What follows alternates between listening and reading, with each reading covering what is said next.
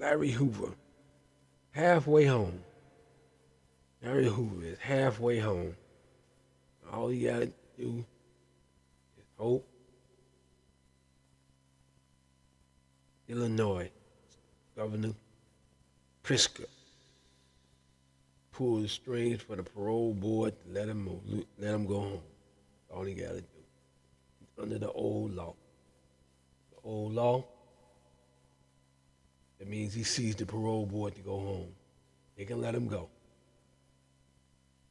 They let Johnny Veal go. They let a few people go under the old law that's been locked up 40, 50 years. No reason why they wouldn't do it now. Good thing to it. Let's do it. Let's do it. Let this man go home.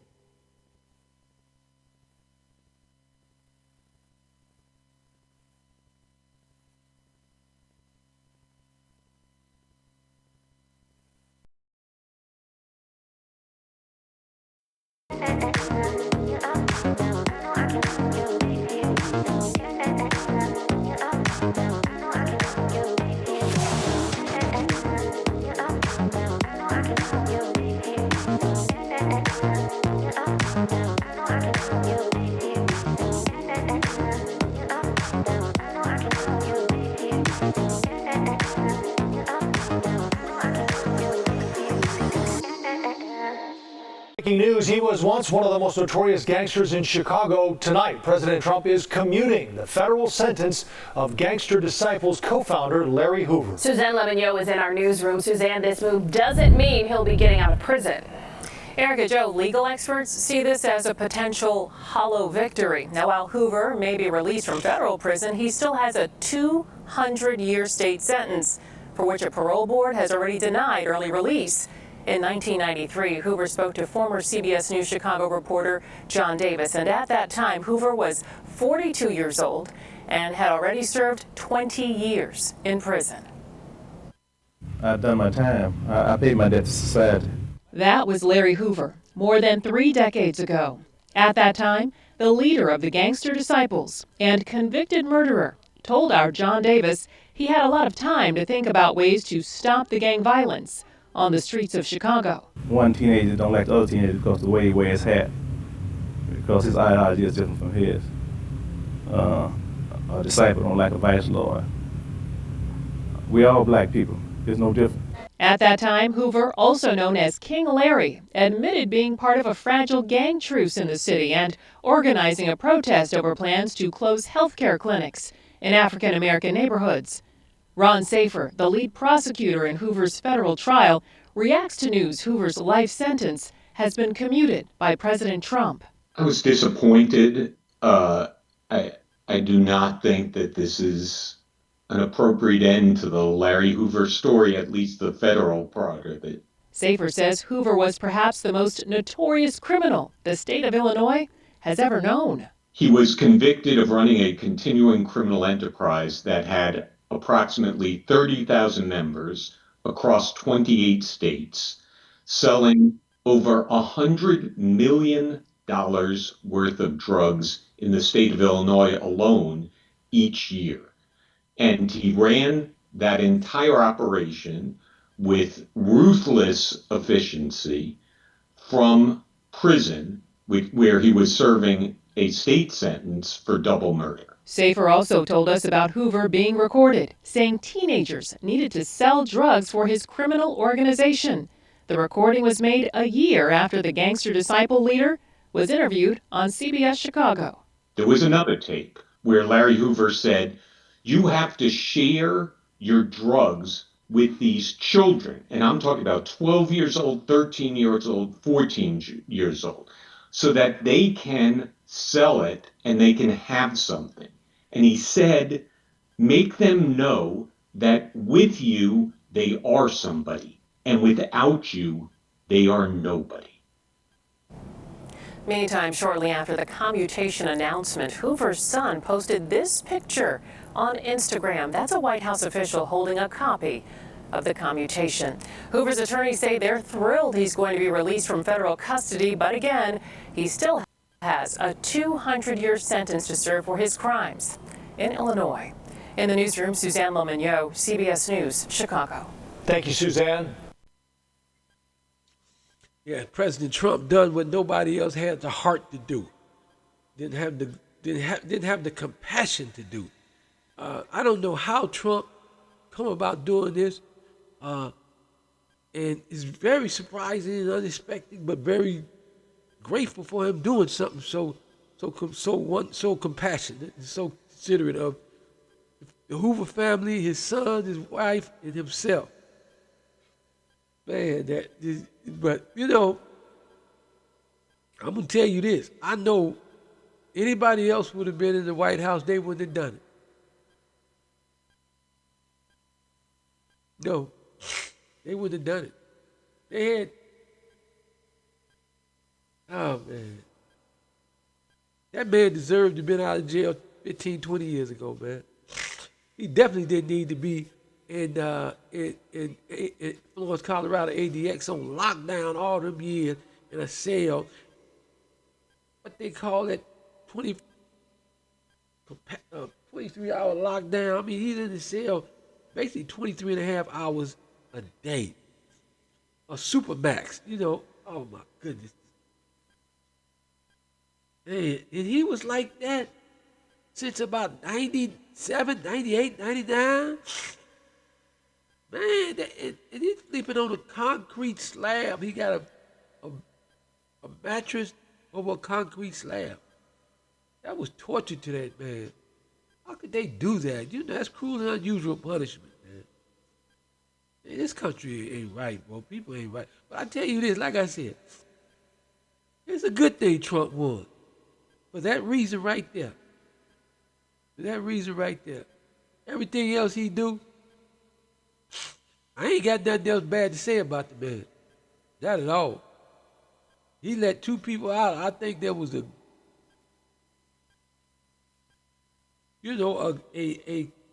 very God-like thing to do. You know, especially Kwame Kilpatrick in 2020 and Larry Hoover 5 years later. Trump got 3 years left. And we was talking about this today. And when we was talking about it, we didn't believe this would happen today because I was like, well, he might do it before he leave office. But my concern was that how do you know that a 75-year-old man right now will make it to 78? So yeah, man, it's a very good thing he did today. Very good thing. As far as I'm concerned, man, he's president of the United States. He deserves all the respect that a president deserves. Here's my attorney, attorney that I promote and refer, give an open referral to, that I believe you would get effective legal counsel for any personal injury lawsuit you seek. Brian Thomas Law. Brian Thomas right here in the middle. This is his law firm. He's listed as the super lawyer. Been listed as the super lawyer many times. A few times in the last, I think, 10 to 15 years, super lawyer. Yeah, this guy here, Brian Thomas Law. Yeah, he does something. He's an author too. And he as well, he does pro bono work as well. He does pro bono work for pro se litigants. I know it's a pro se litigant. I don't know if he represents you pro bono, but I'm saying if you have any questions about law, he will help you.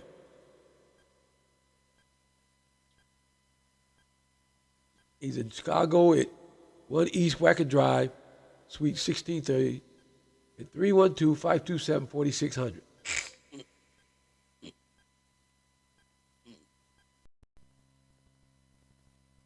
Hey, what's happening, everybody? Listen, one thing I want to give my opinion about this here is that, some people don't understand, how wrong it was to have, and the reason why Larry Hoover was sent away forever like that. And that was because, you know, he was from the very beginning, young teenage gang members in the 60s and the early 70s were basically civil rights activists that were trying to emulate the Black Panther Party.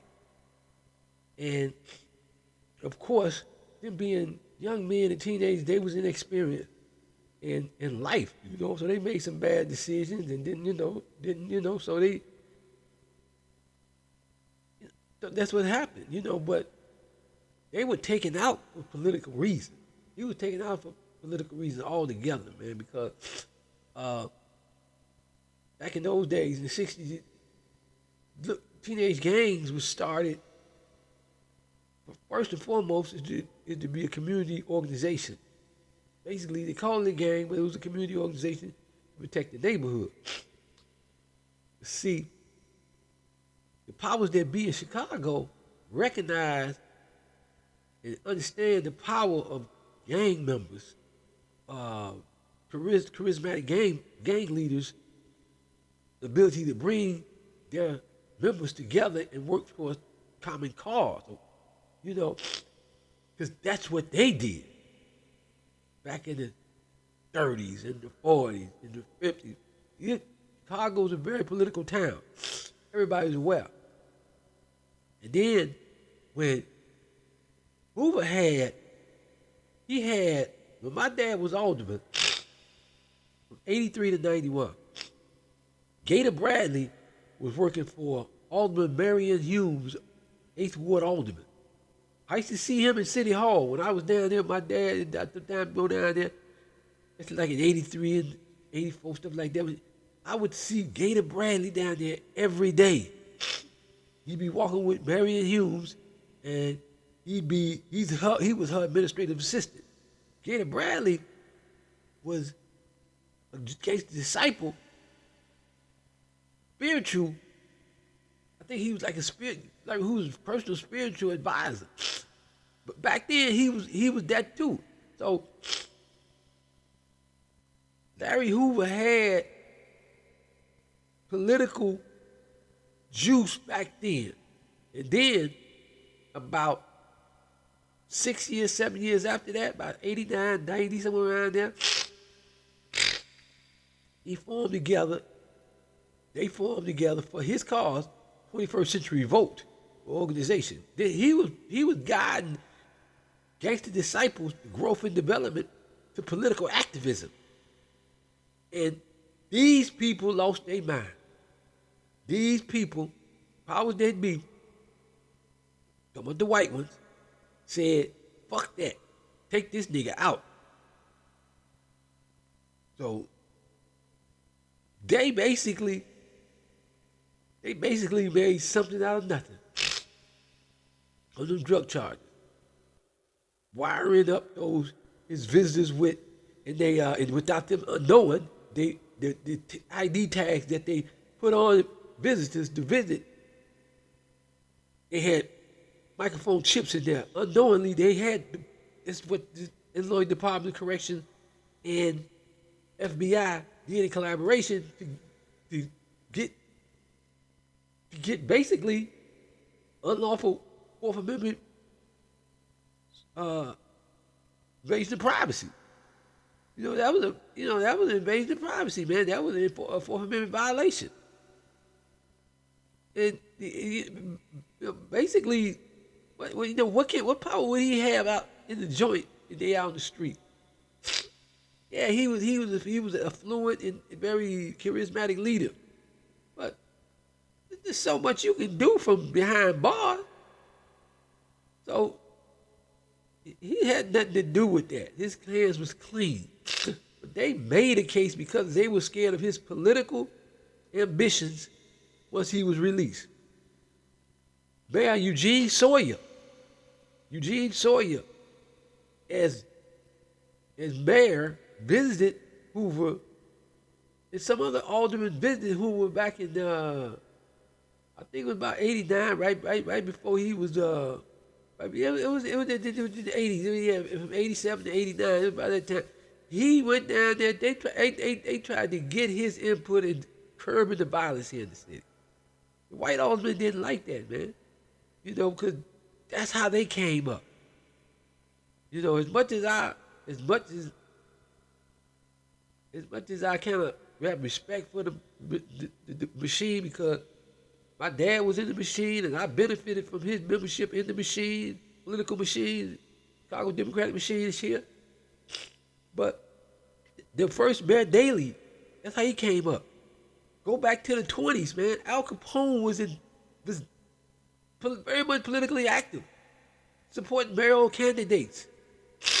So this is how it was done. They looked back at that and thought Hoover was trying to do the same thing.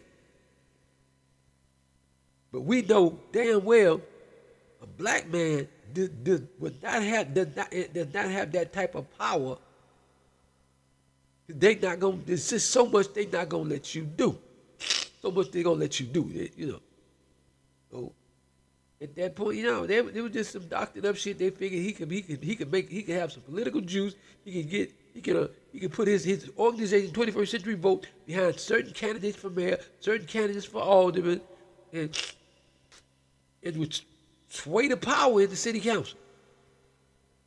That's why they put them cases on that brother. Man. That brother should never been locked up that long. Never. That's why they did it. He should have been out. I mean, if anybody else would have been in the White House, they wouldn't have did. It wouldn't have happened. You know what I'm saying? You know, all of them knew reason why he was set up like that. All the Democrats knew that. In this town, they knew that. This is one thing about these motherfuckers. The Democrats don't have no motherfucking balls to do shit like that. You know, they get on my fucking nerve about that. They do. They couldn't even get Trump. Trump was the most weakest candidate you could ever do. They didn't know what to do with him. Trying to play dice. Fuck out of here, man. Good that brother's out of the joint, man. Period. Good thing.